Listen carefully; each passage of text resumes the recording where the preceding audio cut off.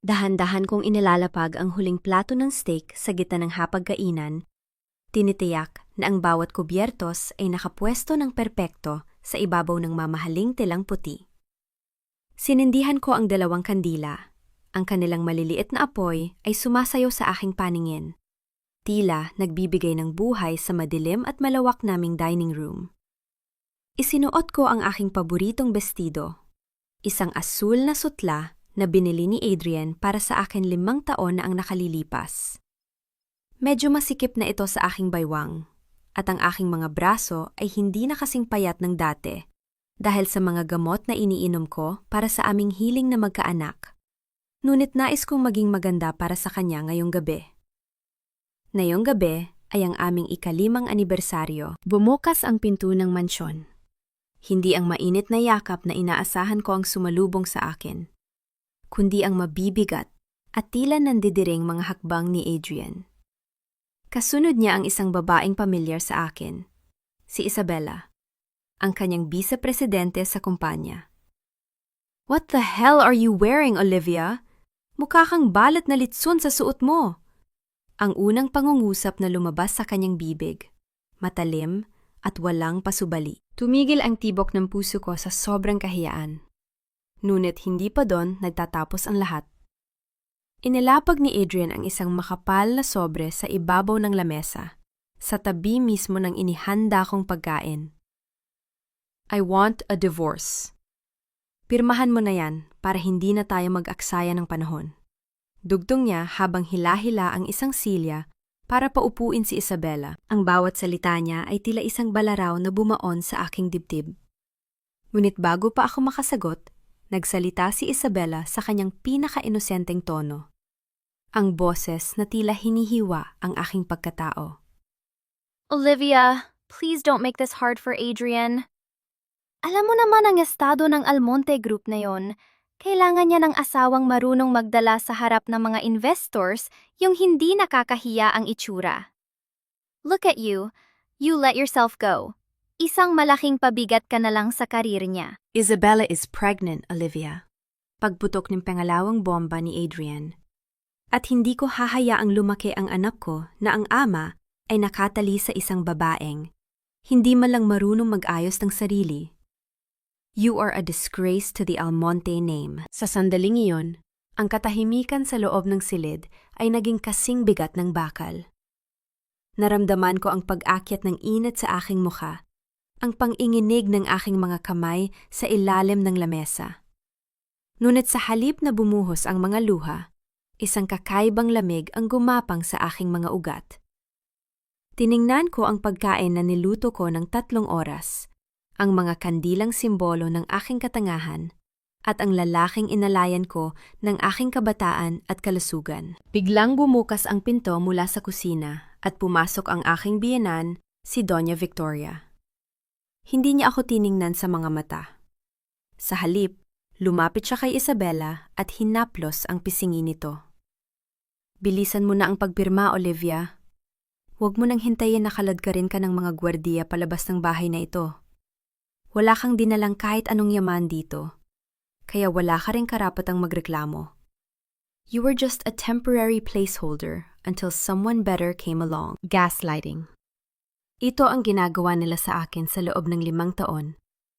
Pinapaniwala nila ako na wala akong kwenta, na ang tanging silbi ko ay ang magsilbi sa kanila, habang unti-unti nilang kinukuha ang lahat ng aking dignidad. Tumingin ako kay Adrian. Ang kanyang mga mata na dati ay puno ng pangako, ay puno na ngayon ng pagkamuhi. Ang sakit na nararamdaman ko ay dahan-dahang naglaho, napalitan ng isang kristal na linaw ng isip. Sa isang saglit, naalala ko kung sino ako bago ko piniling maging anino ng lalaking ito. Naalala ko ang talinong ibinaon ko para lamang itayo ang kanyang imperyo. Tumayo ako ng tuwid. Inabot ko ang ballpen na nasa ibabaw ng mga dokumento. Nakita ko ang panandaliang pagkagulat sa mga mata ni Adrian. Marahil ay inaasahan niyang luluhod ako, magmamakaawa, o sisigaw sa galit. Ngunit wala silang nakuha sa akin, kundi ang isang malamig at matalim na ngiti. "You're right, Adrian. Ang boses ko ay hindi nanghinig. Ito ay tuyo at kasing talim ng labaha. I should have done this a long time ago. Ang pananatili sa tabi mo ay ang pinakamalaking pagkakamaling nagawa ko. Hindi dahil sa nawala ang ganda ko, kundi dahil hinayaan kong ang isang katulad mo ay makinabang sa talino ko. Mabilis kong nilagdaan ang bawat pahina. Ang bawat hagod ng panulat ay tila pagputol ng mga kadenang nakagapos sa aking leeg. Pagkatapos, marahan kong hinubad ang aking wedding ring. Hindi ko ito ibinato. Inilagay ko ito ng maayos sa loob ng baso ng wine ni Adrian. Ang tunog ng ginto na tumama sa kristal ay bumasag sa katahimikan. Isang malinaw na hudyat ng pagtatapos. Keep the house. Keep the name, sabi ko habang tinititigan si Isabella na ngayon ay tila nababahala sa aking kalmado. Dahil sa oras na lumabas ako sa pintong yan, kukunin ko ang lahat ng bagay na ako ang bumuo. At Adrian, siguruhin mong busog ang mga abogado mo dahil kapag nakita tayo muli, hindi na pirma ang hihingin ko sa'yo. Hihingin ko ang lahat. Kinuha ko ang aking itim na handbag at ang isang maliit na sobreng itim na itinago ko sa ilalim ng lamesa kanina. Isang dokumentong naglalaman ng katotohanan tungkol sa mga utang ni Adrian na ako lang ang nakakaalam kung paano ayusin. Hindi ko na ito ibibigay sa kanya. Hahayaan ko siyang malunod sa sarili niyang kahangalan. Naglakad ako palabas ng dining room nang hindi lumilingon. Naririnig ko ang galit na tawag ni Doña Victoria, ang pagmumura ni Adrian, at ang pilit na pag-iyak ni Isabella.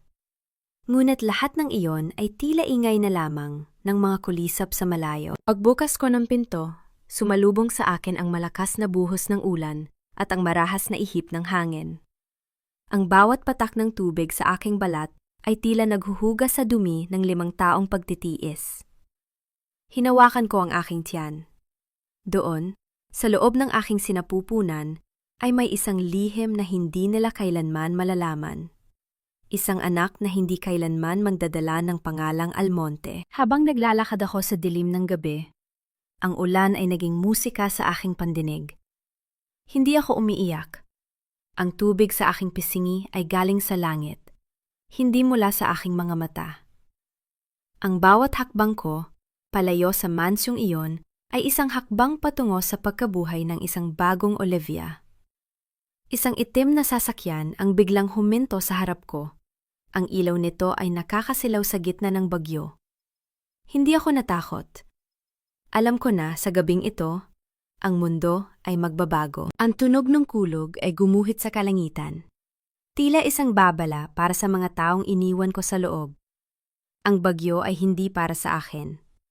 Ako ang bagyo. Ang bawat patak ng ulan ay tila milyon-milyong karayom na tumutusok sa aking balat. Ngunit ang lamig na nararamdaman ko sa labas ay walang-wala kumpara sa yelong na mumuo sa loob ng aking dibdib. Naglalakad ako sa gilid ng madilim na kalsada ng Forbes Park. Ang bawat hakbang ay mabigat dahil sa basang bestido. Ngunit ang aking isip ay kasing linaw ng kristal. Hindi ako biktima. Hindi ako ang babaeng iniwan sa ulan para mamatay.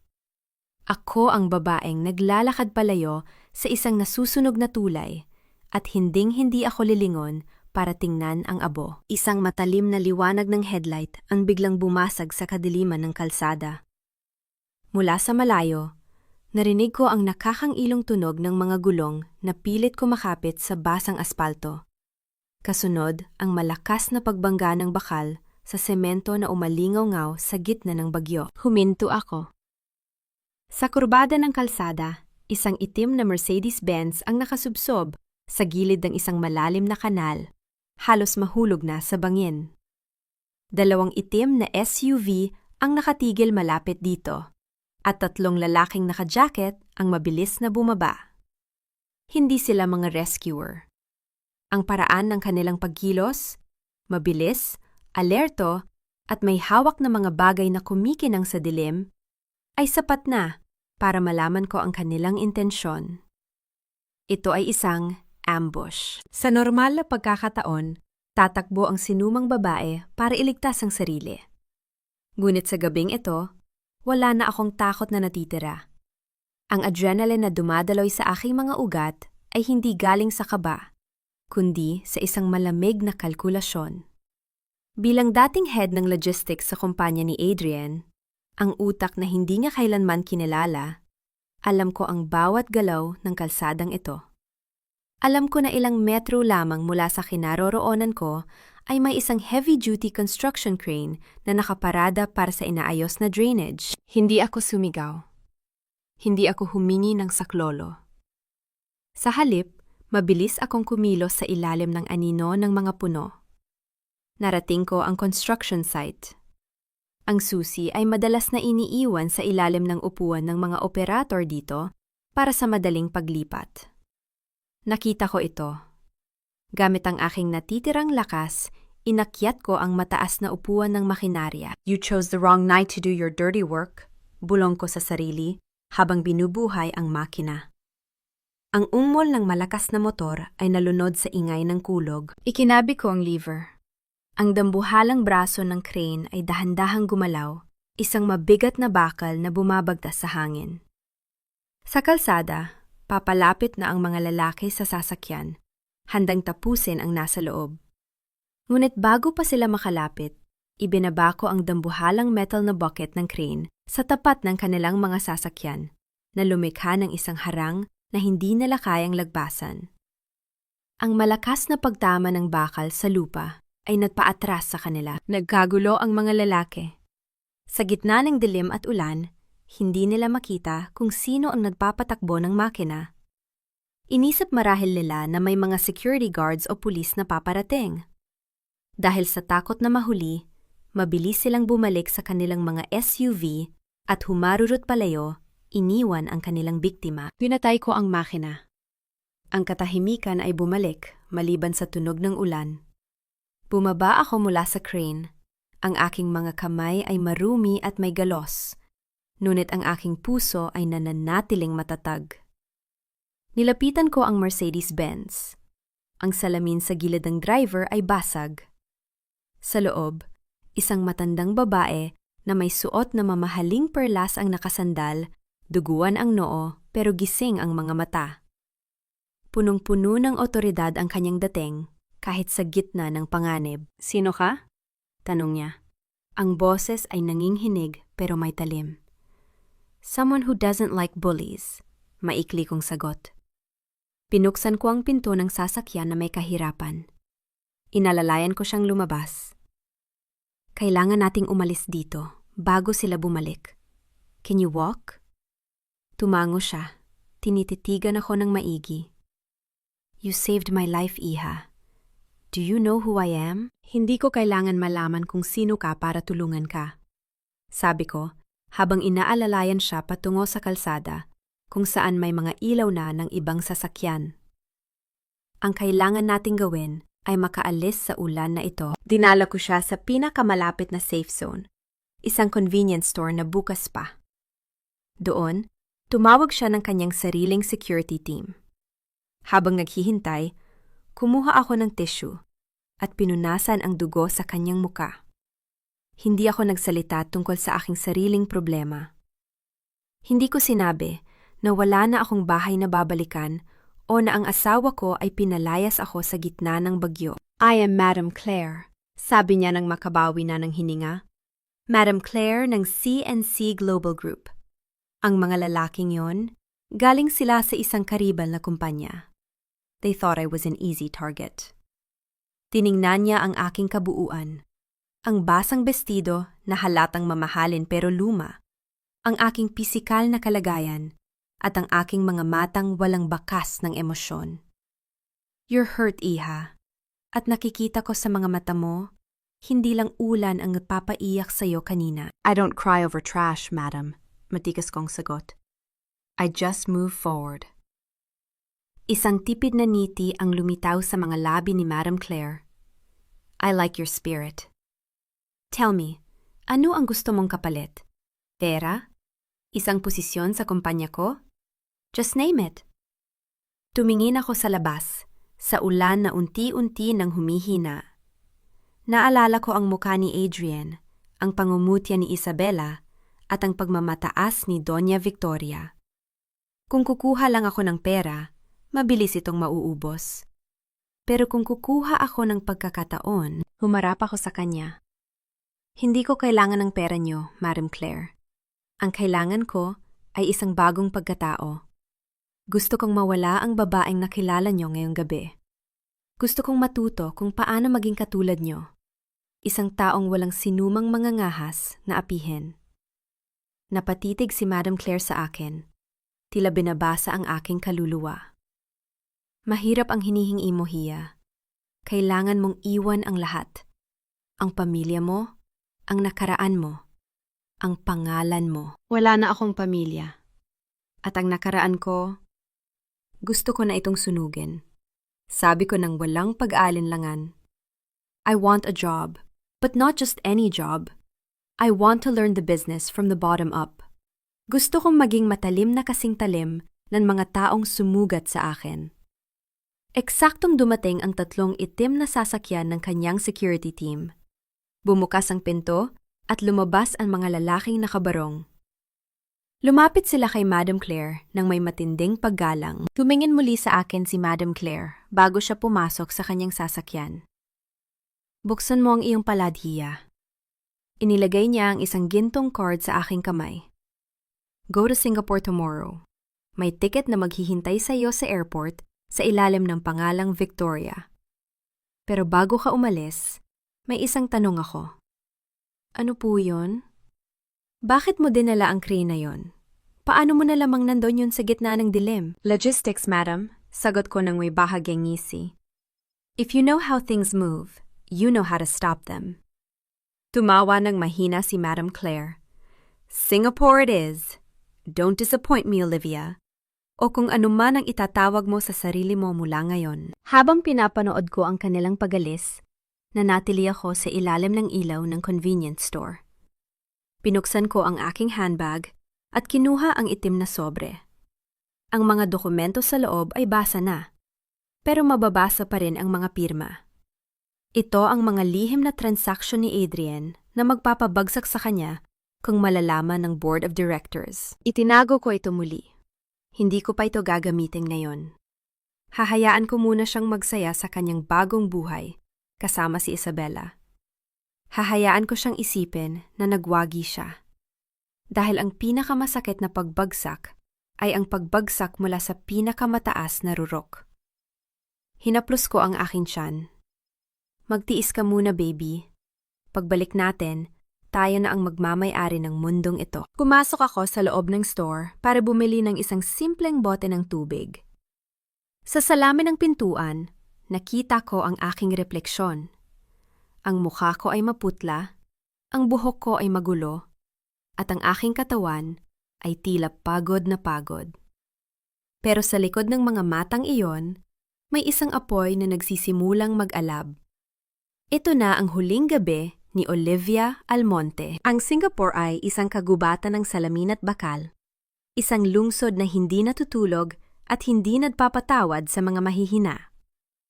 Sa unang gabi ko rito, habang nakatitig ako sa naglalakihang mga gusali mula sa bintana ng isang maliit na apartment na ibinigay ni Madam Claire, isang bagay lamang ang ipinangako ko sa sarili ko. Ang bawat luhang pumatak sa kalsada ng Forbes Park ay magiging pundasyon ng aking bagong imperyo. Hindi naging madali ang simula. Madam Claire was a mentor who believed in the fire and hammer method. Noong unang buwan, hindi niya ako binigyan ng posisyon sa boardroom. Sa halip, ginawa niya akong isa sa mga data analysts sa kanyang pinakamaliit na warehouse. If you want to own the world, Olivia, you must first understand how its gears turn. Sabi niya sa akin, habang binabato ang isang makapal na file ng mga atrasadong accounts. Ayusin mo yan. No mistakes. Or go back to Manila and be a martyr again. Hindi ako nagreklamo. Kahit ang aking tiyan ay nagsisimula ng lumaki. Kahit ang aking mga paa ay namamaga na sa pagod, nanatili akong gising hanggang madaling araw. Ginamit ko ang bawat kaalaman ko sa matematika at lohika para ayusin ang gulo ng kumpanya. I realized that my pregnancy was not a weakness. It was my greatest motivation. Every kick of my child inside me was a reminder that I was no longer fighting for one life, but for two. Pagkalipas ng 5 buwan, isinilang ko si Leo sa loob ng delivery room sa isang pribadong ospital sa Orchard Road. Walang Adrian na humahawak sa aking kamay. Walang biyenang naghihintay sa labas. Pero nang marinig ko ang kanyang unang malakas na pag-iyak, isang tunog na tila nagpapakilala sa mundo, naramdaman ko ang isang uri ng lakas na hindi ko kailanman naramdaman noon. Nang ilapag siya sa aking dibdib, nakita ko ang mga mata niya. He had Adrian's sharp jawline, but he had my eyes. Eyes that were calm and observant. You are Leo, bulong ko sa kanya habang hinahaplos ang kanyang maliit na kamao. Dahil ikaw ang magiging Leo na babawi sa lahat ng kinuha sa atin. 3 linggo matapos akong manganak, bumalik ako sa trabaho. Doon nagsimula ang aking pisikal na transpusmasyon. Dahil sa tulong ng mga pinakamahuhusay na doktor na inirekomenda ni Madam Claire, unti-unting nawala ang epekto ng mga gamot na nagpataba sa akin noon. Hindi ito milagro. Ito ay bunga ng matinding disiplina, tamang nutrisyon, at put na ginawa kong enerhiya sa gym tuwing 4:00 ng madaling araw. Ang aking balat ay kuminang. Ang aking katawan ay naging hubog atleta. At ang aking muka, ang mukhang tinawag nilang basura, ay naging kasing talim ng isang iskultura. Pero ang pinakamalaking pagbabago ay wala sa panlabas. Ang malambot at mapagbigay na si Olivia ay tuluyan ng namatay. Ang pumalit sa kanya ay si V, ang misteryosong kanang kamay ni Madam Claire na kilala sa pagiging walang awa sa mga negosasyon. Sa loob ng 7 taon, naging master ako ng hostile takeovers. I learned how to smell blood in the market from miles away. Habang pinalalaki ko si Leo sa gitna ng karangyaan at talino, lihim kong binabantayan ang bawat galaw ng mga almontes sa Pilipinas. Isang gabi, habang nag-aayos ako ng mga dokumento para sa aming susunod na malaking investment, pumasok si Madam Claire sa aking opisina. May bitbit siyang isang baso ng whiskey at isang pahayagan mula sa Manila. "It's time, V," sabi niya sabay lapag ng dyaryo. Pinasa ko ang ulo ng balita. Almonte Group in crisis. CEO Adrian Almonte faces massive debt as main suppliers pull out. Napaniti ako, isang ngiting hindi umaabot sa aking mga mata. Alam ko kung bakit sila nagkakagulo. Sa loob ng 3 taon, dahan-dahan kong binili ang mga utang nila sa ilalim ng iba't ibang shell companies. Ako ang dahilan kung bakit isa-isang umalis ang mga suppliers nila. Ako ang aninong unti-unting sumasakal sa kanila at hindi nila alam kung sino ang may-ari ng kamay na iyon. They are desperate, patuloy ni Madam Claire. Narinig ko na balak ibenta ni Adrian ang 40% ng shares ng kumpanya para lang makabayad sa mga bangko. He's looking for a savior. He's not looking for a savior, madam, sabi ko habang tinitingnan ang aking refleksyon sa salamin. Suot ko ang isang kulay abong suit na hapit sa aking katawan, ang aking buhok ay maingat na nakastyle, at ang aking mga mata ay tila 2 itim na brilyante. He's looking for a predator. He just doesn't know it yet. Isabella is still there, paalala ni Madam Claire. Balita ko, naging magastos siya na sawa. She spent millions on clothes and jewelry habang nalulugi ang kumpanya. She even had a daughter, pero ang balita, hindi sila magkasundo ni Doña Victoria. Natawa ako ng mahina. Ang karma ay tila isang mahusay na manunulat. Alam nito kung kailan dapat ibigay ang twist. Leo is turning 7 next month, sabi ko. Gusto ko siyang makita ang pinanggalingan ng kanyang pangalan. Pero higit sa lahat, gusto kong makita ni Adrian kung ano ang itinapon niya sa ulang 7 taon na ang nakalilipas. Anong plano mo? Tanong ni Madam Claire. The Almonte Group is hosting a 50th anniversary gala next week, sagot ko. Kahit paon sila sa utang, kailangan nilang magkunwaring matatag para hindi sila iwan ng mga investors. They need a big investor to show up and save the night. And you will be that investor? No, sabi ko habang kinuha ang aking coat. I will be the one who buys their soul. Tumayo ako at lumakad patungo sa kwarto ni Leo. Natutulog siya ng mahimbing. Yakap ang isang maliit na modelong sasakyan. Sa tabi ng kanyang kama ay ang itim na sobre na dala-dala ko mula sa Manila. Binuksan ko ito. Sa loob ay ang ebidensya ng pandarayang ginawa ni Adrian noon para makuha ang kumpanya mula sa kanyang sariling mga kamay. Ito na ang huling piraso ng puzzle. Naramdaman ko ang pagbilis ng tibok ng aking puso. Hindi dahil sa takot, kundi sa pananabik. 7 taon akong naghintay. 7 taon akong nagpakadalubasa sa sining ng paghihigante. Paglabas ko ng kwarto, tinawagan ko ang aking assistant. Book the private jet for Manila and call our legal team. We're going home. Habang nakatingin ako sa madilim na langit ng Singapore, narinig ko ang mahinang ugong ng isang papalabas na eroplano. Tila ito ay isang babala. Ang reyna ay babalik na. At sa pagkakataong ito, hindi siya hihingi ng tawad.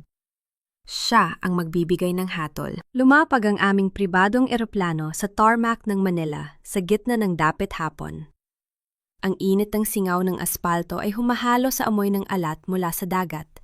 Isang pamilyar na samyo na tila bumubuhay sa mga alaala ng gabing pinalayas ako sa gitna ng ulan.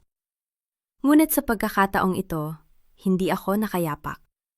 Ang bawat hakbang ko, pababa ng hagdan ng eroplano ay dula ng sapatos na gawa sa balat ng buwaya, na lumilikha ng isang matatag at otoritibong tunog sa bawat pagtama sa sahig. Sa tabi ko, hawak ang aking kamay, ay si Leo.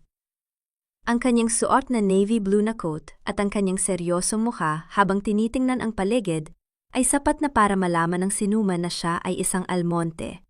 Ang bersyong may disiplina at integridad na kailanman ay hindi matatagpuan sa kanyang ama. Is this the place, Mommy? The place you told me about? Tanong ni Leo sa wikang Ingles. Ang kanyang boses ay kalmado at puno ng kuryosidad. Yes, Leo. This is where everything began. And this is where everything will be settled. Sagot ko, habang inaayos ang kanyang buhok. Walang emosyon ang aking mukha. Kasing tigas ng salaming itim na suot ko. Isang convoy ng 3 itim na Cadillac ang naghihintay sa amin. Mabilis na kumilos ang aking mga security personnel na pinamumunuan ni Marcos, ang aking pinakapinagkakatiwalaang tauhan. Walang ingay, walang aberya. Sa loob ng sasakyan, binuksan ko ang aking tablet para basahin ang huling report tungkol sa Almonte Group. Habang tinatawid namin ang kalsada patungo sa aming hotel sa Makati, hindi ko maiwasang isipin ang kalagayan ng pamilyang iniwan ko.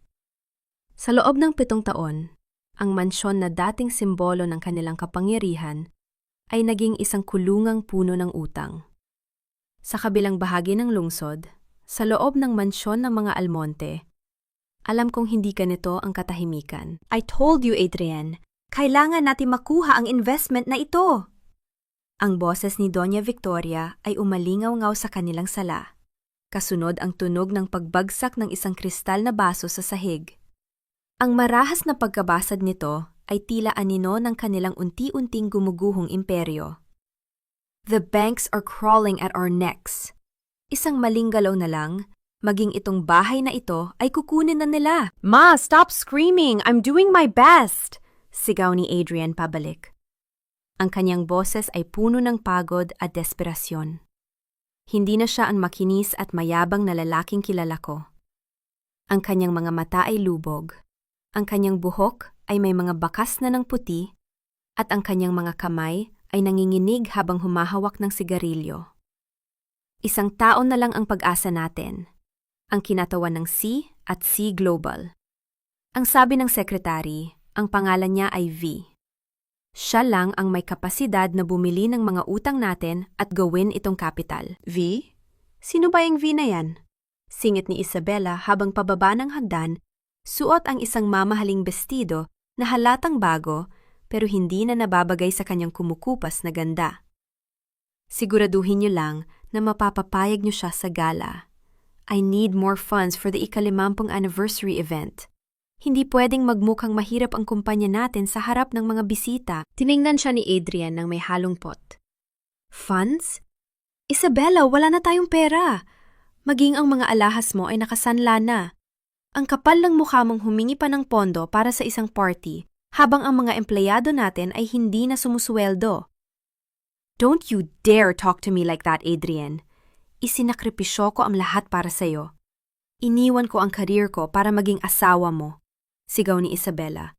Ang kanyang boses ay naging matinis at puno ng kasinungalingan. Nang marinig ko ang mga report na ito mula sa aking mga espiya sa loob ng kanilang bahay, hindi ako nakaramdam ng awa.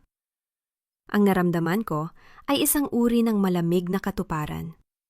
Ang kanilang pag-aaway, ang kanilang pagkakawatak-watak. Ito ang bunga ng binhing itinanim nila 7 taon na ang nakalilipas. Nakarating kami sa penthouse ng Peninsula Manila.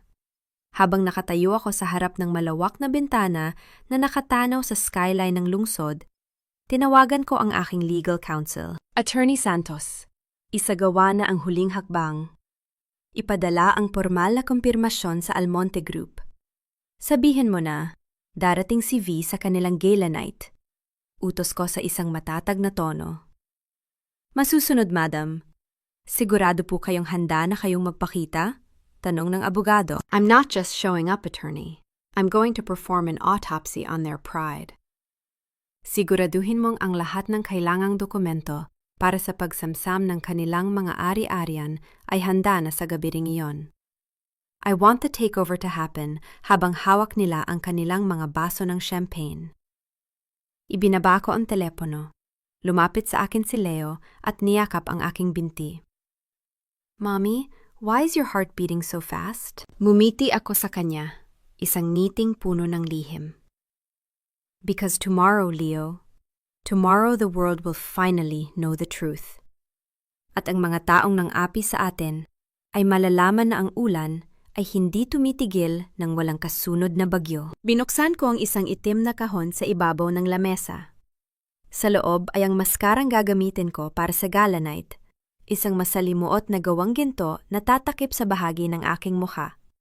Hindi dahil ayaw kong makilala nila ako, kundi dahil gusto kong maramdaman nila ang takot bago nila tuluyang matanto kung sino ang nasa harap nila. Ang huling report na pumasok sa aking tablet ay isang mensahe mula sa secretary ni Adrian. Sinasabi nito na tanggap na nila ang aking pagdalo at sila ay lubos na nagpapasalamat sa aking kabutihan. Napatawa ako ng tahimik. Ang tunog ng aking tawa ay tila isang babala na walang sinuman sa kanila ang makakarinig. Nagpapasalamat sila sa taong darating para kunin ang huling hininga ng kanilang kumpanya. Kinuha ko ang isang baso ng scotch at itinaas ito sa hangin. Tila nakikipag-toast sa anino ni Adrian na nakikita ko sa aking imahinasyon. Cheers, Adrian. See you at the party. Ang ballroom ng Grand Hyatt ay punong-puno ng mga kumukutitap na kristal, mamahaling pabango at mga plastik na ngiti. Mula sa itaas ng balkonahe, pinanood ko ang bawat panauhin na tila mga langgam na nagkahagulo sa ilalim ng aking mga paa. Sa gitna ng bulwagan, nakatayo ang pamilya Almonte, ang mga bida sa sarildayan nilang trahedya. Si Adrian ay mukhang gwapo pa rin sa kanyang tuxedo. Ngunit kung titingnan mo ng maigi ang kanyang mga mata, makikita mo ang takot ng isang lalaking malapit ng malunod. Sa tabi niya, si Isabella ay nakasuot ng isang gintong bestido na tila sumisigaw ng karanyaan, isang desperadong pagtatangka na itago ang katotohanang ang kumpanya nila ay nasa bingit na ng kamatayan. Mommy, why do they look so sad even when they are smiling? Bulong ni Leo sa aking tabi. Hinalikan ko ang kanyang noo. Because they are wearing masks, Leo, just like us. Stay here with Marcus, okay? Mommy has to do some business. Inayos ko ang aking pulang gown. Isang disenyo na hapit sa aking bagong hubog na katawan na nagpapakita ng aking kumpiyansa at kapangyarihan. Isinuot ko ang aking gintong maskara na tumatakip sa itaas na bahagi ng aking muka. Ang aking buhok ay maingat na nakastyle sa isang eleganteng bun na naglalantad sa aking leeg na pinalalamutian ng mga brilyanteng regalo ni Madame Claire. Ang tunog ng aking mga takong sa marble na sahig habang pababa ako ng hagdan ay tila mga huling patak ng oras para sa kanila. Bawat tao sa bulwagan ay tumigil sa pagsasalita. Ang lahat ng mata ay nakatuon sa akin. Ang presensya ko ay tila isang lamig na dumaan sa gitna ng mainit na party. Agad na kumilos si Adrian nang makita ako. Alam niyang dumating na ang kanyang tagapagligtas. Halos madapa siya sa pagmamadali para salubungin ako, habang si Isabella ay nakasunod sa kanya na may halong inggit sa kanyang mga mata. Miss V, we are so honored to have you here. Bungad ni Adrian. Ang kanyang boses ay puno ng pilit na sigla at pa-charm. Hindi niya ako nakikilala. Sa paningin niya, ako ay isang misteryosong bilyonaryo na susi sa kanyang kaligtasan. I'm Adrian Almonte, the CEO, and this is my wife, Isabella. Tiningnan ko si Isabella mula ulo hanggang paa. Ang kanyang ngiti ay biglang naging matigas. Nice to meet you, Miss V. I must say, your gown is striking, though a bit too bold for my taste. Sabi ni Isabella, na agad na sinubukang ibaba ang aking kumpiyansa. Ang tipikal na paraan niya ng pakikipag-usap. Numiti ako ng bahagya, isang matalim at hinhin na ngiti. Boldness is what saves companies, Mrs. Almonte, a trait that, I believe, is currently missing in this room. Nakita ko ang pagkapahiya sa mukha ni Isabella, habang si Adrian ay mabilis na namagitan. Please, don't mind her. Isabella is just protective of our brand. Come, Miss V, may we offer you some champagne? I don't drink with people I haven't bought yet. Malamig kong sagot. Napatigas si Adrian. Ang kanyang mga kamay ay nanginginig ng bahagya. Bought? Oh, I see you have a great sense of humor. You mean the partnership, of course. Lumapit ako sa kanya. Sapat na para maamoy niya ang aking pabango. Isang espesyal na samyo na alam kong pamilyar sa kanya. Ang paborito kong amoy noon kami pa. Ngunit mas matapang at mas mahal na ngayon. Nakita ko ang pagkalito sa kanyang mga mata. May kung anong alaala ang pilit na kumakatok sa kanyang isip. Pero hindi niya ito mabuksan. Tell me, Mr. Almonte, simula ko habang tinitingnan ang malaking portrait ng pamilya nila sa pader. Balita ko ay kailangan nyo ng malaking puhunan para hindi makuha ng bangko ang mansyon nyo sa Forbes Park. How does it feel to be on the verge of losing everything? Because you chose aesthetic over substance. I don't understand. Nauutal sabi ni Adrian. Negosyo lang po ito, Miss V. We had some bad luck with suppliers. Bad luck? Or bad karma? Singit ko. Ang boses ko ay kasing talim ng labaha. Biglang lumapit si Doña Victoria. Ang kanyang mukha ay puno ng pekeng kabaitan. Miss V, let's not talk about such gloomy things. Bakit hindi tayo pumunta sa isang mas pribadong silid para pag-usapan ang investment? My son is a visionary. Kailangan lang niya ng tamang suporta. Tiningnan ko ang matandang babae. Ang babaeng tumawag sa akin na litson at basura. Ngayon, tinitingnan niya ako na tila ako ang kanyang Diyos. A visionary? Natawa ako ng mahina. Isang tunog na tila pagkabasag ng kristal. Ang isang visionary ay nakakakita ng panganib bago pa ito dumating. But Adrian, he's blind. He couldn't even see the most valuable thing he had when it was right in front of him. Sandaling tumahimik ang paligid. Nararamdaman ko ang tensyon na tila isang lubid na unti-unting napuputol. You speak as if you know me personally, Miss V, sabi ni Adrian. Ang kanyang boses ay naging seryoso at may halong kaba. Inilapit ko ang aking muka sa kanya. Ang maskara ko ay halos dumikit sa kanyang balat. I know you better than you know yourself, Adrian. I know that 7 years ago, you threw away something, someone, in the rain. And I know that tonight, you are hoping that a stranger like me will save you from the mess you created with that woman beside you. Itinuro ko si Isabella na ngayon ay namumutla na. Who are you? Tanong ni Isabela. Ang boses niya ay nanginginig sa galit at takot. How dare you come here and insult us in our own event? Insult? No, Isabella. I am here to provide a reality check. Sabi ko habang kinukuha ang isang envelope mula sa aking clutch. Inabot ko ito kay Adrian. This is my initial offer. Basahin mo yan ng maigi, Adrian. Dahil sa dulo ng gabing ito, kailangan mong pumili. Ang pride mo o ang huling piraso ng kumpanyang iniwan sa'yo ng tatay mo. Binuksan ni Adrian ang envelope nang may nanginghinig na mga kamay. Habang binabasa niya ang mga kondisyon, ang kanyang mukha ay nagbago mula sa pag-asa patungo sa matinding katatakutan. This is not an investment, sigaw ni Adrian. This is a total liquidation. You want to take 70% of the voting rights? This is practically a takeover. Take it or leave it, sabi ko habang tumatalikod. But remember, Adrian, the rain is coming again. At sa pagkakataong nito, wala nang payong nasasagip sa inyo.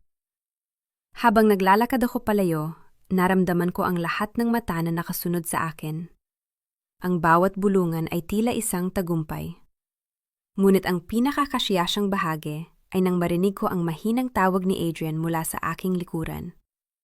Wait, Miss V, please, let's talk. Hindi ako huminto. Nagpatuloy ako sa paglalakad patungo sa kinaroroonan ni Leo at Marcos. Nang makalapit ako, hinubad ko ng bahagya ang aking maskara para lamang makita ni Adrian ang aking profile habang papasok ako sa elevator. Nakita ko ang kanyang panlalaki ng mata. Ang kanyang bibig ay bumukas, ngunit walang tunog na lumabas. Ang pagkagulat, ang pagkilala, at ang matinding pagsisisi ay rumehistro sa kanyang muka sa loob ng 1 segundo bago sumara ang pinto ng elevator. Mommy, did you win? Tanong ni Leo. Ngumiti ako sa aking anak, ang unang tunay na ngiti sa buong gabi. The game hasn't even started yet, Leo, but the first lap has been delivered. Ang sikat ng araw na tumatago sa mga bintana ng mansyon ng mga Almonte ay tila hindi sapat upang pawiin ang bigat ng atmosfera sa loob. Nakaupo si Adrian sa dulo ng mahabang lamesa. Ang kanyang mga kamay ay nakabaon sa kanyang gulo-gulong buhok. Sa harap niya ay ang envelope na ibinigay ko kagabi, isang dokumentong hindi lamang naglalaman ng mga numero, kundi ng hatol sa kanilang kapalaran. Hindi maari ito. Hindi siya ang babaeng yon. Paulit-ulit na bulong ni Adrian. Ang kanyang boses ay puno ng pagtanggi. Sino? Sino ang tinutukoy mo, Adrian? Singit ni Doña Victoria habang marahas na pinalalayas ang mga katulong sa silid. Kung sino man ang V na yan, kailangan mo siyang suyuin. Hindi pwedeng makuha niya ang kumpanya. Bago pa makasagot si Adrian, bumukas ang malaking pinto ng mansyon. Hindi ang doorbell ang narinig nila, kundi ang marahas na pagtulak ng aking mga bodyguard sa mga gwardyang nagtangkang humarang. Pumasok ako ng walang pasubali. Sa pagkakataong ito, wala na ang aking maskara. Ang aking mukha ay nakalantad.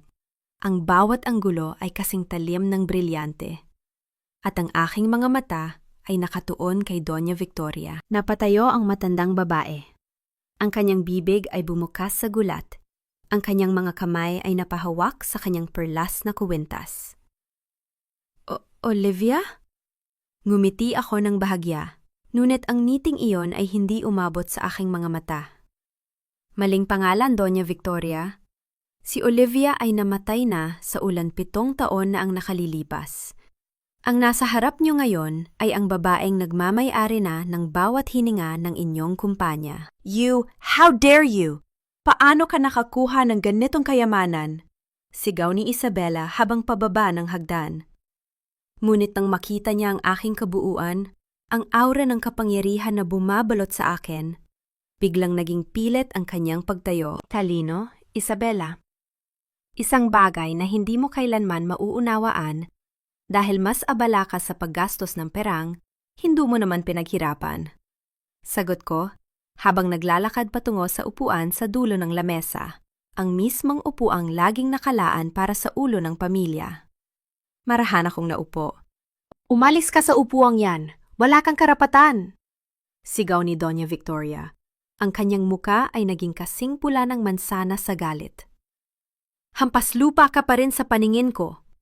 Isang mataba at pangit na babaeng pinulot lang ng anak ko sa kalsada. Tumingin ako sa kanya ng diretso. Ang aking titig ay kasing lamig ng yelo. Ang hampas lupa na tinutukoy nyo ang bumili ng lahat ng utang nyo sa 3 malalaking bangko kagabi. Ang tangit na babaeng ito ang magmamay-ari na ng titulo ng lupang kinatatayuan ng mansyong ito. Katahimikan. Isang uri ng katahimikan na tila ba ang lahat ng hangin sa silid ay hinigop palabas. Anong sinabi mo? Nauutal na tanong ni Adrian. Inilapag ko ang isang itim na folder sa lamesa. The Almonte Group is effectively bankrupt, Adrian. Ang tanging dahilan kung bakit hindi pa kayo kinakaladkad ng mga sheriff na yon ay dahil gusto kong makita ang mga mukha nyo habang sinasabi ko ito. I am not here to invest. I am here to collect. Olivia, please, mag-usap tayo. Alam kong nagkamali ako noon. Lumapit si Adrian. Ang kanyang boses ay puno ng desperasyon. Sinusubukang hawakan ang aking kamay. Mabilis kong iniwas ang aking kamay at tumayo.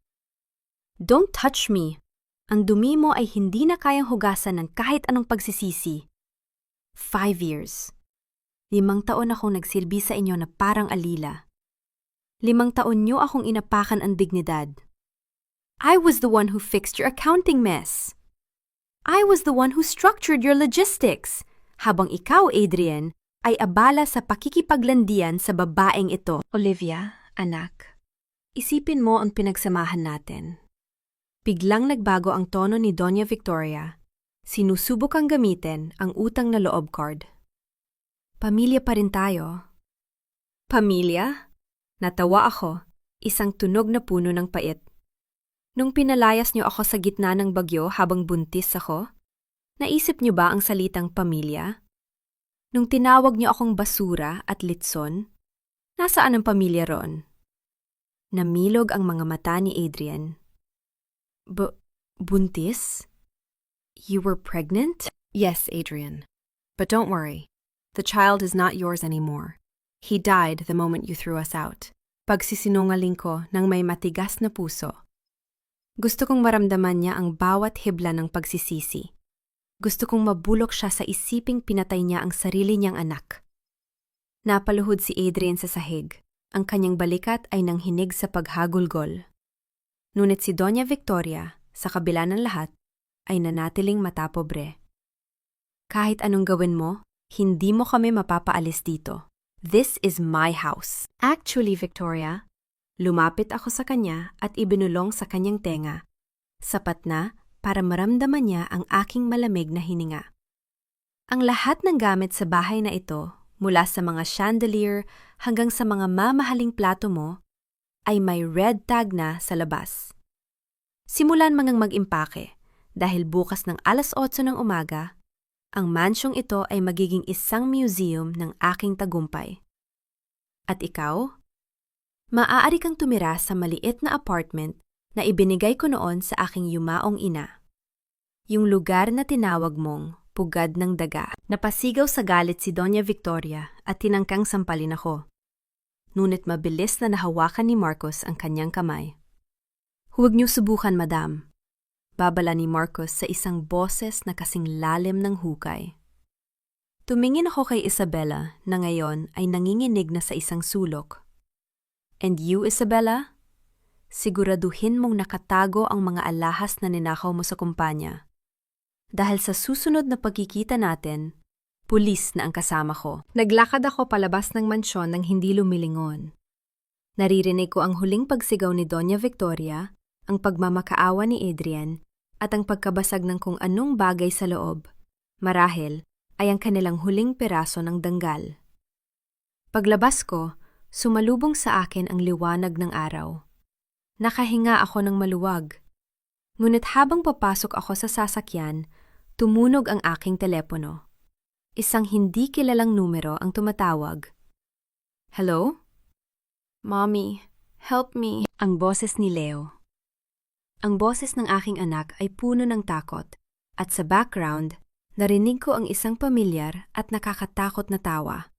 Isang tawang hindi galing sa mga almonte, kundi sa isang multo mula sa aking nakaraan sa Singapore. Naramdaman ko ang paghinto ng mundo. Ang tagumpay na kanina lang ay kay tamis, biglang naging mapait na parang lason. Ang boses ni Leo ay tila isang matalim na kidlat na bumiyak sa aking kumpiyansa. Sa loob ng 7 taon, binuo ko ang aking sarili na tila isang kuta na gawa sa asero at semento. Walang emosyon, walang butas. Ngunit sa isang sandali, sa isang tawag na iyon, ang aserong kuta ay tila naging marupok na papel. Naramdaman ko ang panlalamig ng aking mga daliri habang mahigpit kong hawak ang telepono.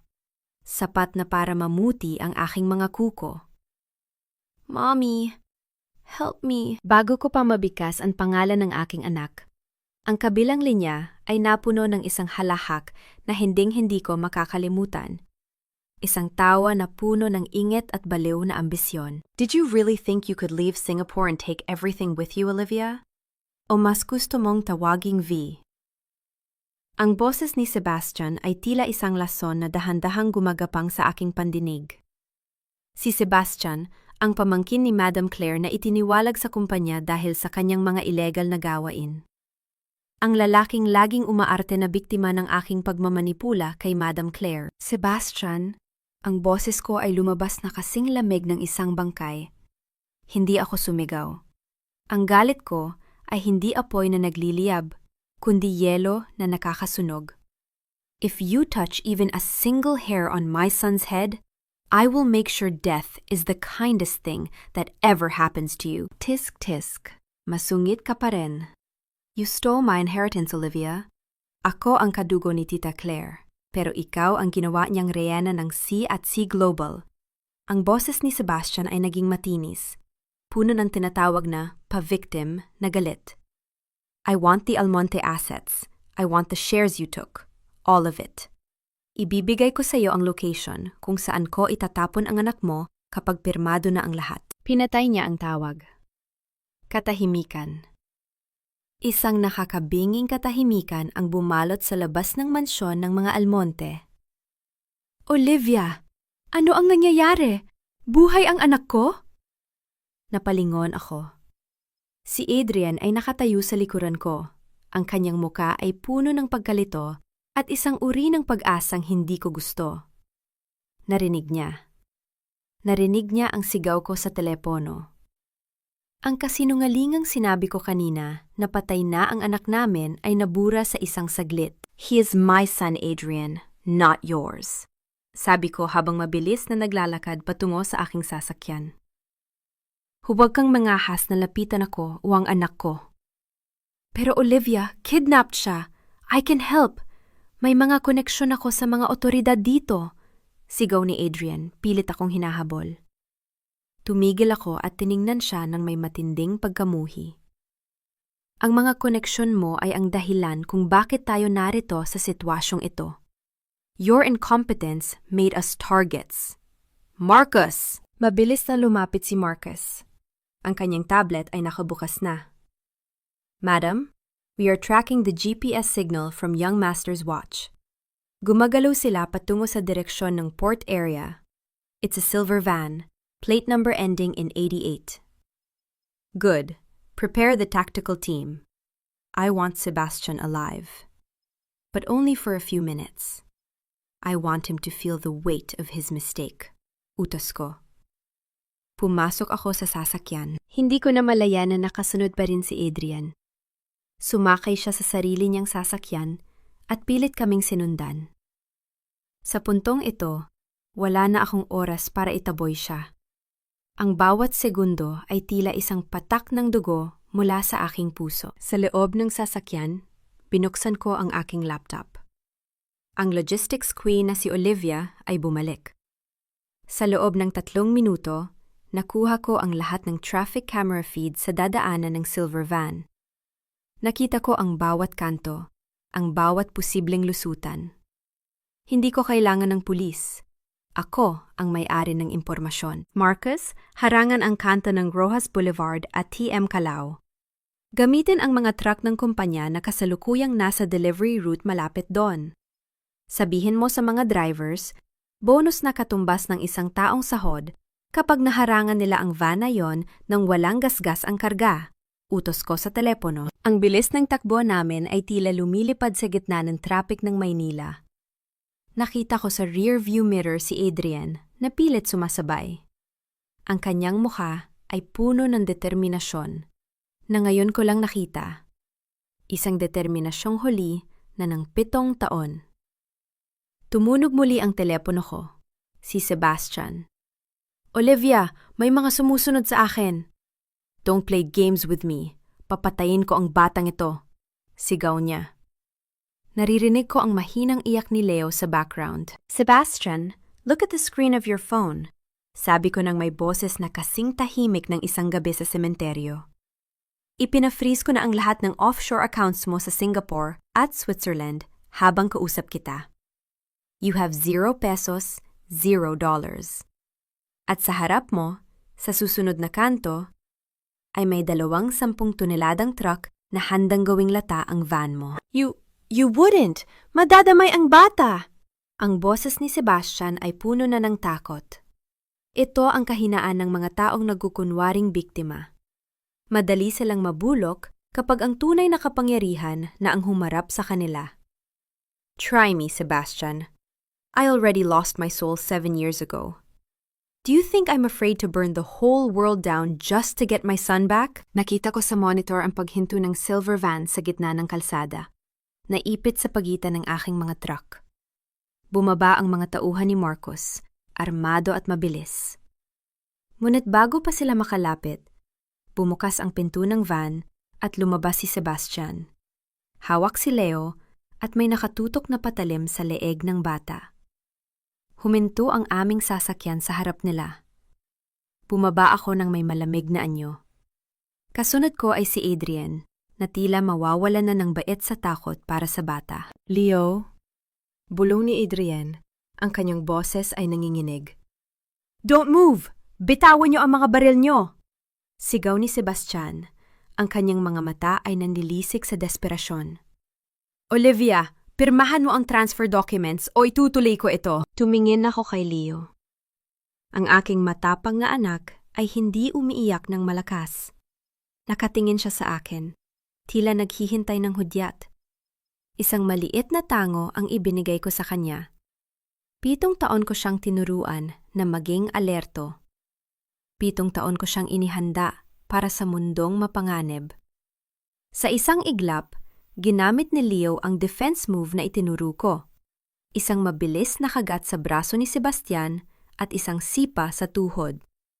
Sa pagkagulat ni Sebastian, nabitawan niya ang bata. Now! Sigaw ko. Ngunit bago pa makagalaw ang aking mga security, isang putok ang umalingaw-gaw. Hindi mula sa baril ni Marcos. Nakita ko si Sebastian na natumba. Hawak ang kanyang balikat. Sa likuran niya, si Adrian ay nakatayo. May hawak na maliit na revolver na nakuha niya marahil sa kanyang glove box. Ang kanyang mga kamay ay nanginginig. Ngunit ang kanyang mga mata ay nakatuon lamang sa bata. Mabilis kong nakuha si Leo at niyakap siya ng mahigpit. Mommy is here. I'm so sorry, baby. I'm so sorry. I'm okay, Mommy. I wasn't scared. Bulong ni Leo, kahit na nararamdaman ko ang panginginig ng kanyang maliit na katawan. Tumayo ako at hinarap si Sebastian na ngayon ay pinupusasan na ni Marcos. Walang awa sa aking mga mata. Dalhin siya sa warehouse. Huwag niyo siyang ibigay sa pulis. Pa. Gusto ko siyang makausap ng matagal. Lumingon ako kay Adrian.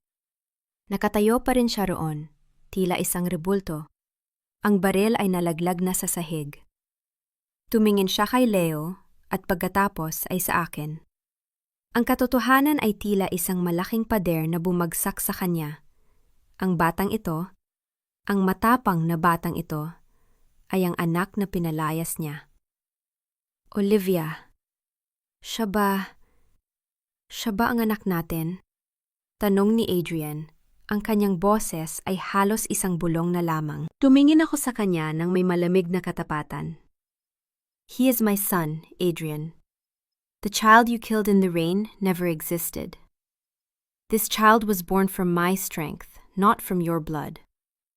At huwag mong isipin na ang pagligtas mo sa kanya ngayon ay kabayaran na sa 7 taon mong pagtalikod sa amin.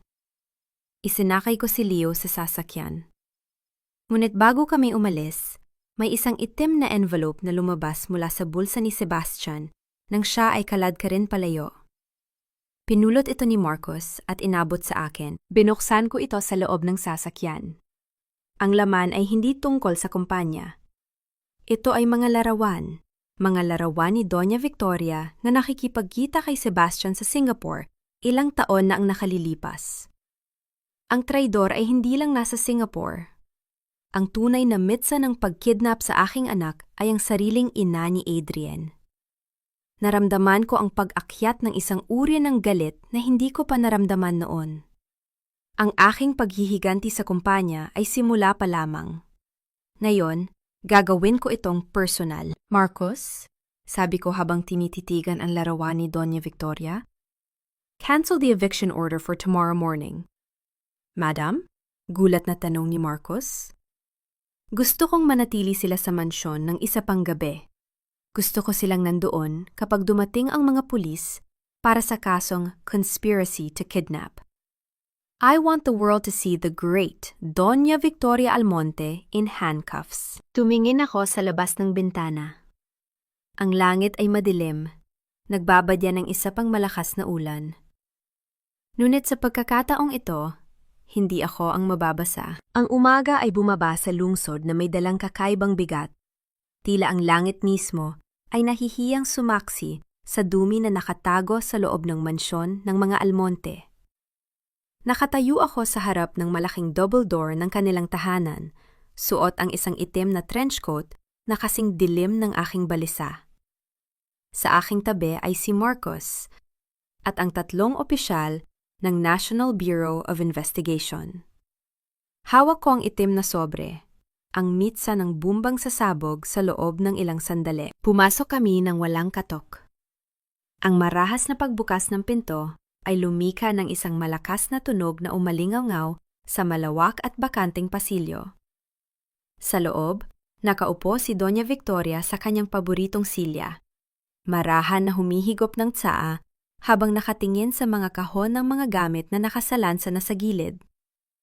Kahit sa gitna ng pagkalugi, ang kanyang mukha ay puno pa rin ng mapang-aping otoridad. You again? Bunga ni Doña Victoria. Hindi man lang nag-abala na tumayo. I thought I gave you until noon to kick us out. Are you that desperate to see us suffer, Olivia? Hindi suffer ang gusto kong makita, Victoria. Ang boses ko ay tahimik, pero puno ng bagsik. Gusto kong makita ang hustisya. Eksaktong bumaba si Adrian mula sa ikalawang palapag. Ang kanyang mga mata ay mapula, bakas ang walang tulog na gabi matapos ang madugong enkwentro sa port area. Olivia? Why are the police here? Kung tungkol ito sa utang, please, give us more time. Hindi ito tungkol sa pera, Adrian. Sabi ko, habang inilalapag ang mga larawan sa ibabaw ng lamesa, sa tabi ng tsaa ng kanyang ina. Tungkol ito sa pagtatangka sa buhay ng anak ko. Napatitig si Adrian sa mga larawan. Ang kanyang mukha ay dahan-dahang nawala ng kulay nang makita niya ang kanyang ina na nakikipagpalitan ng mga sobre kay Sebastian sa isang madilim na sulok ng isang hotel sa Singapore. May mga screenshot din ng mga mensahe. Mga utos ni Doña Victoria na itago ang bata para mapilitan akong pirmahan ang pagbabalik ng mga shares. Ano ito? Bulong ni Adrian. Ang kanyang boses ay nanginginig sa matinding takot at pandidiri. Tumawa ng mahina si Doña Victoria, isang tunog na kasing tuyot ng mga tuyong dahon. I did it for you, Adrian. Para sa pamilya. Ang babaeng ito, kinuha niya ang lahat sa atin. Inakit niya si Claire para manakaw ang posisyon na dapat ay sa atin. I only wanted to get back what is rightfully ours. Ang batang yon, He was just a tool. Isang tool? Si Leo ay apo niyo. Sigaw ni Adrian. Ang kanyang boses ay bumasag sa katahimikan ng mansyon. You tried to kidnap your own grandson, Ma. You almost had him killed. Grandson? That bastard born from a woman I despise? Tumayo na si Doña Victoria. Ang kanyang maskara ng pagiging asyendera ay tuluyan ng natuklap. Inilalantad ang isang halimaw. He is a mistake, Adrian, just like your marriage to this tramp. I would rather see the Almonte name die than to have it carried by the son of Olivia. Naramdaman ko ang pagpintig ng ugat sa aking no. Ngunit nanatili akong nakatayo ng tuwid. Ang tramp na tinutukoy nyo ang nagpakain sa inyo sa loob ng 5 taon.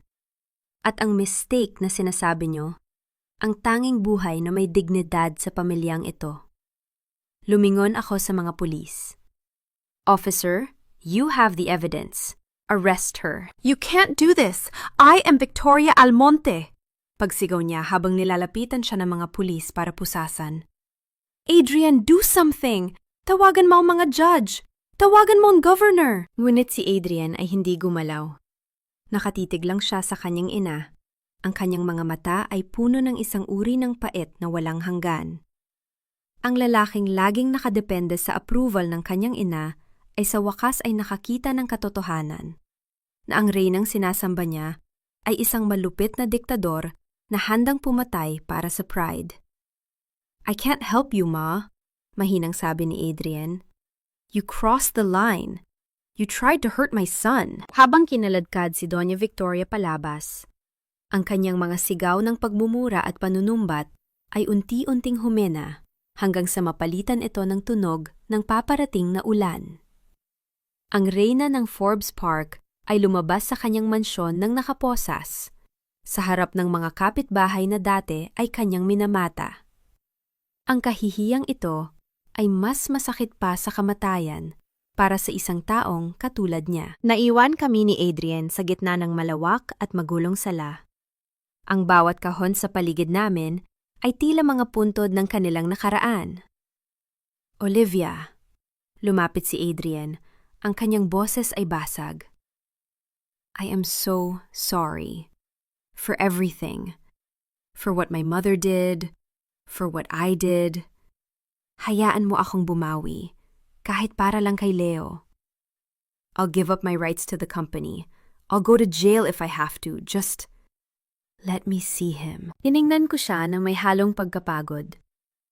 Ang makita siyang ganito, wasak, luhaan, at walang-wala, ay ang eksenang pinang-arap ko 7 taon na ang nakalilipas.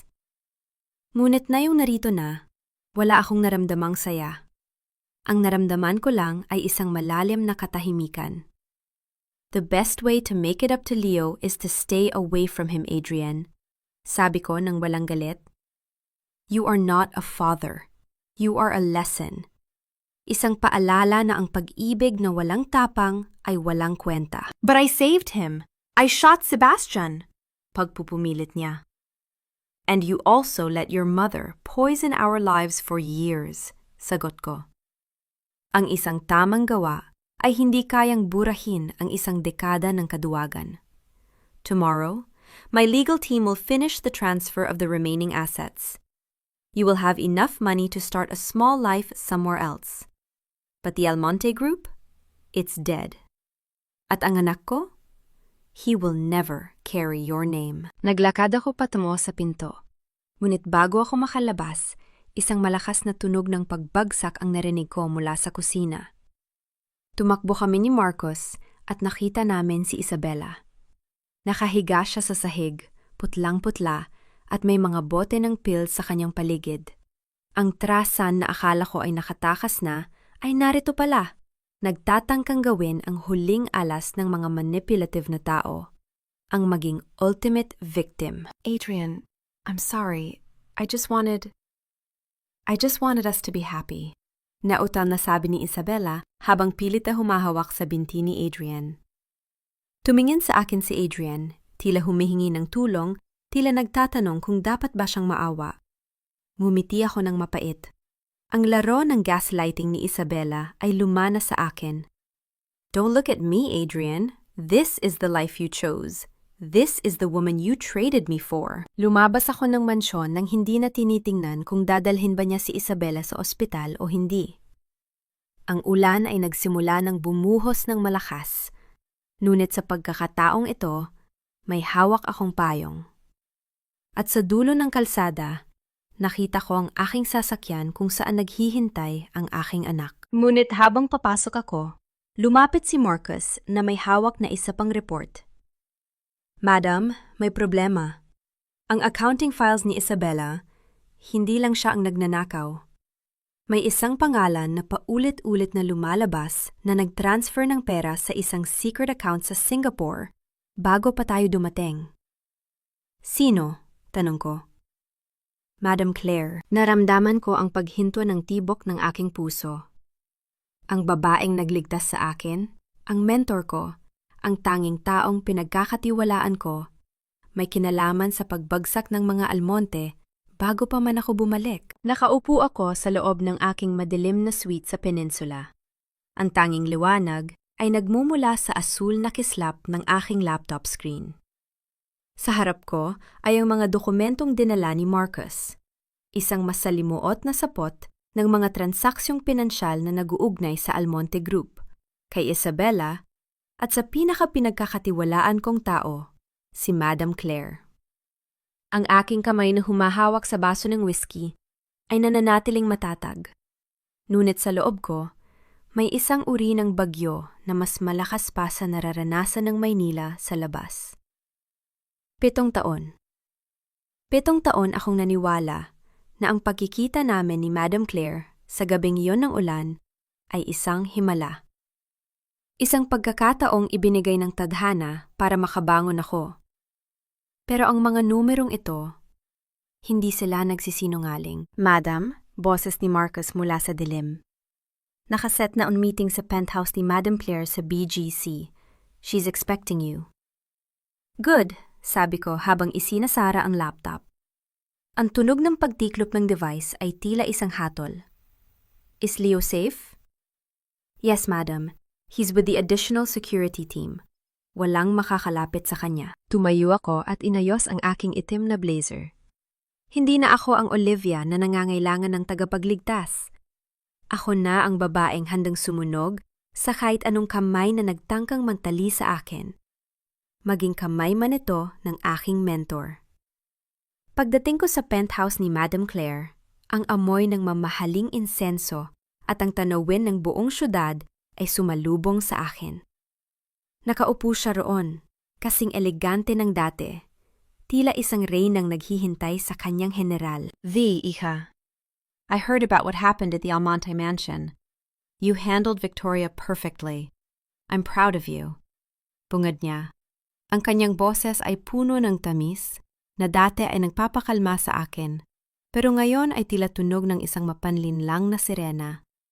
Hindi ako naupo. Inilapag ko ang folder sa kanyang lamesa. Ang tunog ng papel na tumama sa kahoy ay matalim at walang pasubali. Proud dahil laging matagumpay ang plano mo 7 taon na ang nakalilipas, madam? O proud dahil nagawa ko ang maruming trabaho para sa iyo? Tanong ko, ang aking boses ay walang bahid ng emosyon. Napatigil si Madam Claire sa pag-inom ng kanyang tsaa. Ang kanyang mga mata ay dahan-dahang tumingin sa mga dokumento. Hindi siya nagulat. Sa halip, isang maliit at malamig na ngiti ang lumitaw sa kanyang mga labi. You were always too smart for your own good, Olivia. I knew it was only a matter of time before you found out, sabi niya habang dahan-dahang inilalapag ang tasa. But does it matter? Binigyan kita ng bagong buhay. Binigyan kita ng kapangyarihan. Binigyan kita ng pagkakataong durugin ang mga taong umapi sa iyo. Iniligtas mo ako dahil alam mong ako ang susi para mapabagsak ang Almonte Group mula sa loob, sabi ko habang humahakbang papalapit sa kanya. Alam mo ang tungkol sa mga illegal na transaksyon ni Adrian's father sa pamilya mo noon? You wanted revenge, and you saw a broken woman in the rain that you could mold into a weapon. Ang pagkikita natin sa kalsada niyon, it wasn't an accident. You were tracking me, weren't you? Tumayo si Madam Claire. Ang kanyang otoridad ay bumabalot sa silid. Does it change anything? Look at yourself now. You are V. You are a billionaire. Kung hindi kita pinulot, baka namatay ka na o naging isang hamak na alila sa kung saang kanto. I invested in you, Olivia. And like any good investor, I expect returns. The returns are done, madam. Sabi ko nang may boses na kasintalim ng labaha. Kinuha ko na ang Almonte Group. Pero ang pera ninanakaw ni Isabella na ipinapasok sa account mo? I blocked that an hour ago. At ang conspiracy niyo ni Sebastian? I have the recordings. Biglang nagbago ang anyo ni Madam Claire. Ang kanyang pagiging pa-victim na mentor ay naglaho. Napalitan ng isang mapanganib na predator. Be careful, Iya. Huwag mong kakalimutan kung sino ang nagturo sa'yo kung paano humawak ng patalim. I can take away everything I gave you as easily as I gave it. You didn't give me my brain, madam. You didn't give me my resilience. At higit sa lahat, you didn't give me my son. Sagot ko habang tinititigan siya ng diretso sa mata. You used my pain as your capital. And for that, we are even. Simula sa oras na ito, ang CNC Global at ang Almonte Group ay magkahiwalay na. I am no longer your V. I am Olivia. You will fail without me. Banta niya, ang kanyang boses ay nanginginig sa galit. I survived Adrian. I survived Victoria. And I survived 7 years of your training. I think I'll be just fine. Sabi ko habang tumatalikod. At huwag mo nang subukang gamitin si Sebastian. He's already talking to the authorities. If you want to keep your reputation in Singapore, I suggest you take the next flight out of Manila and never look back. Lumabas ako ng penthouse nang hindi lumilingon. Ang bawat hakbang ko ay tila pagpunit sa huling pahina ng aking nakaraan. Ang pagtataksil ni Madam Claire ay mas masakit kaysa kay Adrian. Dahil nanggaling ito sa taong akala ko ay nakakaintindi sa aking kaluluwa. Pero sa halip na maiyak, naramdaman ko ang isang kakaibang uri ng kalayaan. Wala na akong utang na loob sa kahit kanino. Pagbaba ko sa lobby, sumalubong sa akin si Marcus. Madam, may tawag mula sa ospital. Si Isabella, she's asking for you. It's urgent. Sinasabi niya na may alam siya tungkol sa tatay mo. Napatigil ako. Ang aking ama, ang lalaking namatay sa isang accident sa factory ng mga Almonte. 10 taon na ang nakalilipas. Ang dahilan kung bakit ako pumasok sa pamilyang iyon noong una. Dalhin niyo ako sa ospital, utos ko. Habang gumabaybay kami sa kalsada, tumunog muli ang aking telepono. Isang mensahe mula kay Adrian. Olivia, nahanap ko ang mga lumang files ni Papa. You need to see this. Hindi lang ito tungkol sa pera. It was a setup from the very beginning. Tumingin ako sa bintana, sa mga ilaw ng syudad na tila mga sumasaksing mata. Ang lahat ng aking galit, ang lahat ng aking paghihigante, ay tila bahagi lamang ng isang mas malaking sabwatan na nagsimula bago pa man ako ipanganak. Mommy? Boses ni Leo sa kabilang linya ng aking earphone. Are we going home soon? Soon, baby, bulong ko. Just one more truth to uncover. Nakarating kami sa ospital. Pumasok ako sa kwarto ni Isabella. Nakakabit siya sa mga makina, maputla, at tila isang tuyong dahon. Pagkakita niya sa akin, pilit niyang iniabot ang kanyang kamay. Olivia, Madam Claire, she didn't just pick you up. Nautal na sabi ni Isabella. Ang boses niya ay halos isang bulong. She was the one who ordered the hit on your father. To make you desperate. To make you hate the Almontes. She needed a weapon that was personally fueled by blood. Naramdaman ko ang paghinto ng mundo. Ang babaeng akala ko ay nagligtas sa akin, ay siya palang pumatay sa taong pinakamahal ko. Ang aking kuko ay bumaon sa aking palad hanggang sa dumugo ito. Ang lamig na nararamdaman ko kanina ay napalitan ng isang naglalagablab na pot. Hindi ito tungkol sa face-slapping na lang. Ito ay tungkol sa isang buhay na ninakaw sa akin simula pa noong bata ako. Adrian is outside, sabi ni Isabella bago pumikit ang kanyang mga mata. He has the proof. He always had it. He was just too afraid to look. Lumabas ako ng kwarto at nakita ko si Adrian sa hallway. Hawak ang isang lumang dokumento. Tumingin siya sa akin. Ang kanyang mga mata ay puno ng takot at pagkilala sa halimaw na binuo nila. Ang amoy ng gamot sa hallway ng ospital ay tila sumasakal sa aking paghinga. Ngunit ang mas matinding lason ay ang mga papel na hawak ni Adrian. Kinuha ko ang mga dokumento mula sa kanyang nanginghinig na kamay. Ang bawat pahina ay may petsang 10 taon na ang nakalilipas. Isang blueprint ng sabotahe sa factory ng Almonte Group na pumatay sa aking ama. Ang lagda sa dulo ng utos ay hindi kay Doña Victoria o sa ama ni Adrian. Ito ay ang selyo ng C&C Global. Ang selyo ni Madam Claire. Nahanap ko ito sa pinakalikod ng vault ni Papa Olivia. Bulong ni Adria. Ang kanyang boses ay puno ng pagsisisi. Plinano ni Madam Claire ang lahat. Sinabotahe niya ang factory para bumagsak ang presyo ng stocks ng Almonte at pagkatapos ay ginamit kanya. Pinanood kanyang masira, pinanood kanyang maghirap, para sa tamang oras, lilitaw siya bilang tagapagligtas mo. She didn't save you from the rain, Olivia. She created the storm so she could own you. Naramdaman ko ang isang uri ng katahimikan na bumabalot sa aking buong pagkatao. Hindi ito ang katahimikan ng kapayapaan, kundi ang katahimikan bago ang isang pagsabog.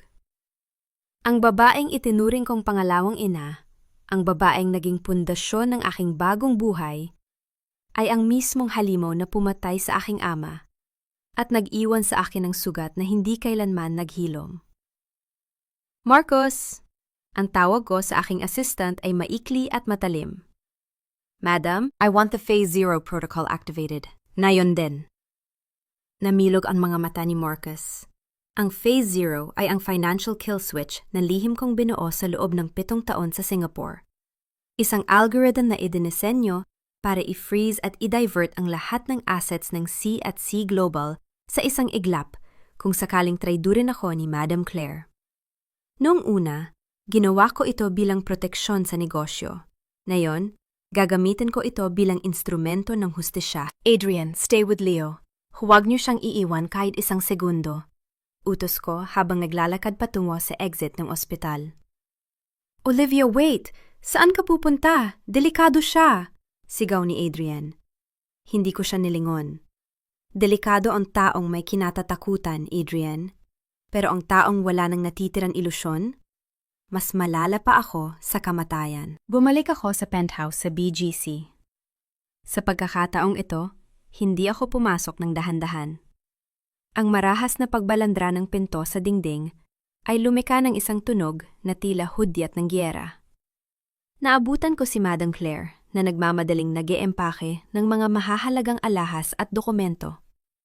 Ang kanyang mukha na dati ay puno ng kapangyarihan ay kakikitaan na ngayon ng desperasyon ng isang daga na nakulong sa kanto. Olivia!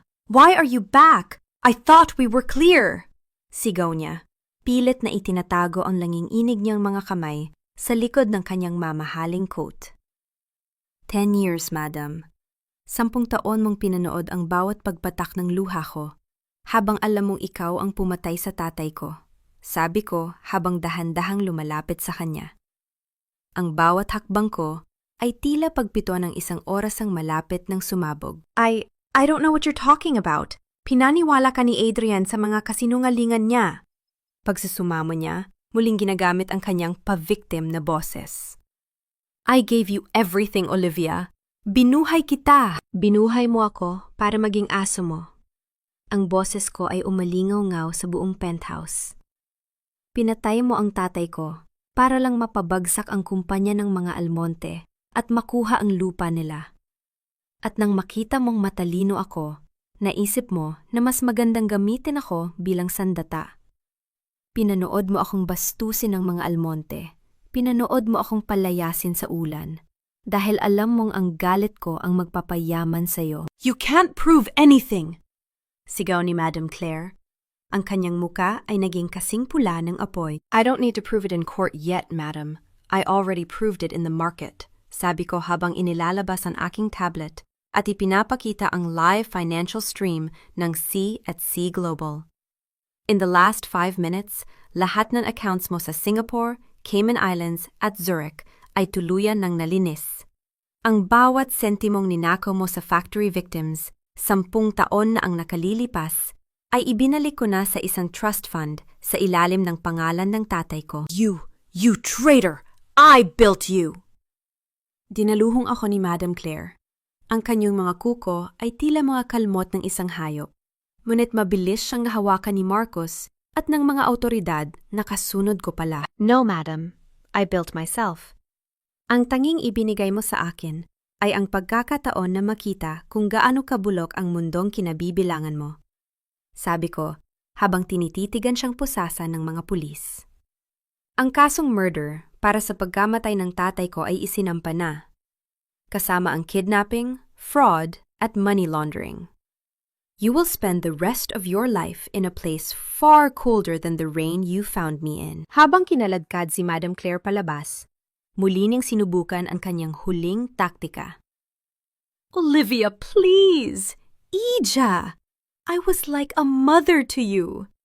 Patawarin mo ako! Gagawin ko ang lahat! Hindi ko siya sinagot. Pinanood ko lang siyang mawala sa paningin ko, kasama ang lahat ng maruruming lihim ng kanyang imperyo. Ang katahimik ang bumalot sa penthouse pagkatapos ay kasing linaw ng tubig. Ang 7 taon ng aking paghihirap, ang 10 taon ng aking pangungulila sa aking ama, ay sa wakas ay nakahanap ng katarungan. Lumabas ako sa balkonahe at tumingin sa malawak na syudad ng Maynila. Ang ulan ay tumigil na. Iniiwan ang mga kalsadang basa, ngunit malinis. Dumating si Adrian kasama si Leo. Ang bata ay tumakbo patungo sa akin at niyakap ako ng mahigpit. Mommy, is it over? Can we go home now? Hinalikan ko ang tuktok ng kanyang ulo. Yes, Leo. It's finally over. Tumingin sa akin si Adrian. Olivia, I know I don't deserve it, pero salamat. Salamat dahil tinapos mo ang kasamaan na sinimulan din ng pamilya ko. I will surrender myself to the police tomorrow for the financial negligence of the Almonte Group. Gusto kong harapin ang lahat para paglabas ko, maging karapat-dapat man lang akong tumingin sa mga mata ng anak ko. Gawin mo yan para sa sarili mo, Adrian, hindi para sa akin. Sabi ko nang may malamig na paggalang. Ang kumpanya ay nasa ilalim na ng isang professional board. Ang mga shares mo ay mapupunta sa trust fund ni Leo. You have a chance to be a better man, but that path is yours alone to walk. Tumango si Adrian. Isang malungkot na ngiti ang lumitaw sa kanyang labi bago siya dahan-dahang lumakad palayo. Naiwan kami ni Leo sa ilalim ng mga bituing. Nagsisimula ng magpakita sa langit. Ang bigat na dinala ko sa loob ng maraming taon ay tila dahan-dahang sumasama sa hangin. Hindi na ako ang biktima ni Adrian. Hindi na ako ang sandata ni Madam Claire. Mommy, where are we going? Tanong ni Leo habang nakatingin sa akin ng may buong pagtitiwala. Saan mo ba gusto, baby? Sa lugar na walang ulan, Mommy. Napaniti ako. Kinuha ko ang kanyang maliit na kamay at naglakad kami patungo sa elevator. Sa unang pagkakataon, sa loob ng maraming taon, ang aking puso ay hindi tumitibok para sa galit o paghihigante. Tumitibok ito para sa bukas. Ngunit bago tuluyang sumara ang pinto ng elevator, tumunog ang aking personal na telepono. Isang mensahe mula sa isang hindi kilalang international number. Ang akala mo ba ay tapos na ang lahat dahil lang nakakulong na ang arkitekto? Ang tunay na nag-utos sa pagkamatay ng tatay mo ay hindi si Claire.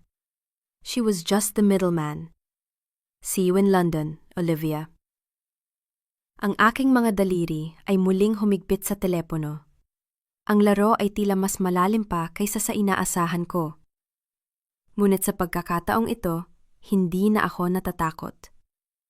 Marcos, sabi ko habang ang elevator ay pababa. Madam, book a flight to London for next week. Pero bago yon, gusto ko muna ng isang linggong katahimikan kasama ang anak ko. Ang pintuan ng elevator ay bumukas. Inilalantad ang maliwanag na lobby ng gusali. Ang laban ay maaaring hindi pa tapos, pero ang reyna ay handa na para sa susunod na kabanata. At sa pagkakataong ito, siya na ang sumusulat ng sarili niyang tadhana. Ang tunog ng mga alon na marahang humahampas sa pampang ng El Nido ay tila isang oyayi na nagpapatulog sa mga alaala ng aking magulong nakaraan. Nakapayo ako sa balkonahe ng aking rest house. Hawak ang isang tasa ng mainit na kape. Ang sikat ng araw ay marahang humahaplos sa aking muka. Isang mukhang hindi na nagtatago sa likod ng makapal na makeup o gintong maskara. Tiningnan ko ang aking refleksyon sa salaming pinto. Ang babaeng nakikita ko ngayon ay hindi na ang sugatang si Olivia na pinalayas sa ulan. Siya ay isang babaeng binuo ng kanyang sariling mga piraso, mas matatag, mas matalino, at higit sa lahat, malaya. "Mommy, look! I found a big shell!" Sigaw ni Leo habang tumatakbo sa buhanginan. Kasunod ang kanyang mga security detail na nananatiling mapagmatyag pero may distansya. Napangiti ako. Ang makita ang aking anak na tumatawa ng walang takot ay ang pinakamalaking tagumpay na nakamit ko. Ang Almonte Group ay nasa ilalim na ng isang foundation na tumutulong sa mga biktima ng industrial accidents, isang pagpupugay sa aking ama. Ang mansyon sa Forbes Park? Ginawa ko itong isang shelter para sa mga kababaihang nakaranas ng pang-aabuso at pagtataksil. Ang bawat sulok na dating puno ng pot ni Doña Victoria ay puno na ngayon ng pag-asa ng mga taong nagnanais magsimulang muli. Balita ko, si Doña Victoria ay nahihirap pang makisama sa loob ng kulungan. Ang reyna na dati ay ayaw makatapak sa lupa ay nakatira na ngayon sa isang maliit na selda, kasama ang mga taong dati ay tinatawag niyang basura. Si Isabela naman ay tuluyan ng iniwan ng lahat.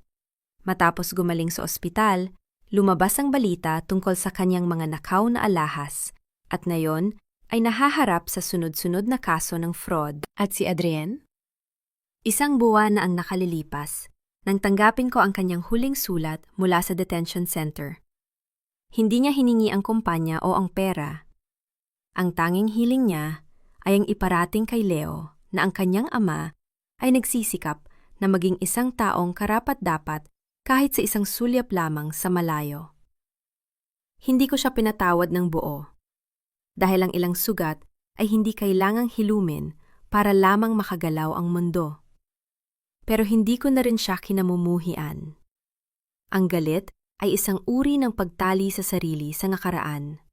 At sa gabing ito, pinili kong putulin ang huling hibla ng lubid na iyon. "Madam," boses ni Marcos mula sa likuran ko. Inabot niya sa akin ang isang bagong tablet. "The investigation in London is moving." Nalaman na namin kung sino ang nagpadala ng mensahe. It was Madam Claire's silent partner, ang taong nagpundo sa kanya mula pa noong una. Tiningnan ko ang litrato sa screen. Isang matandang lalaki na may seryosong muka, nakaupo sa isang boardroom sa London. Ang tunay na arkitekto. "Handa na ba ang lahat?" Tanong ko habang inilalapag ang aking tasa. "The private jet is ready for next week, madam. Ang aming network sa London ay naka-standby na," sagot ni Marcos ng may paggalang. Huminga ako ng malalim. Nilalasap ang sariwang hangin ng dagat. Ang aking paglalakbay ay hindi pa natatapos. Ang buhay ng isang malakas na babae ay hindi isang destinasyon, kundi isang patuloy na pakikipaglaban para protektahan ang mga mahal sa buhay at ang sariling danggal. Maraming magsasabi na ang paghihiganti ay isang masamang bagay. Pero para sa akin, ang paghihiganti ay ang pagbawi sa iyong halaga mula sa mga taong nagtangkang magnahaw nito. Ang pinakamabisang paraan para vatan ang mukha ng iyong mga kaaway ay hindi sa pamamagitan ng karahasan, kundi sa pamamagitan ng pagiging napakagaling at napakasaya mo na ang kanilang pag-iral ay wala ng halaga sa iyong mundo. Mommy, are you coming? Tawag ni Leo. Iwinawagayway ang kanyang nahanap na shell. Coming, Leo! Sigaw ko pabalik. Bumaba ako sa hagdan patungo sa dalampasigan. Ang bawat hakbang ko sa mainit na buhangin ay tila isang tula ng kalayaan. Ang Olivia na martir ay wala na. Ang Olivia na sandata ay nagpahinga na. Ang Olivia na reyna ng kanyang sariling tadhana ay narito na. Sa mga kababaihang nakikinig sa aking kwento, huwag niyo kailanman hayaan na ang ulan ang magtakda ng inyong katapusan. Ang bagyo ay dumarating hindi para sirain kayo, kundi para linisin ang inyong daanan patungo sa isang mas maliwanag na bukas. Huwag matakot lumaban. Huwag matakot magtagumpay. Dahil sa dulo ng bawat gabi, palaging may isang bagong daling na naghihintay, isang daling na kayo ang may-ari. Tumingin ako sa malawak na asul na dagat. Ang London ay naghihintay. Ang mga bagong kalaban ay nagbabanta.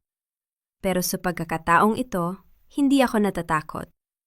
Dahil alam ko na kung sino ako. At ang reyna ay hindi kailanman sumusuko sa kanyang korona. Ang hangin ay umihip ng malakas, tila bumubulong ng isang pangako. Ang kwento ay hindi pa tapos. Ito ay nagsisimula pa lamang.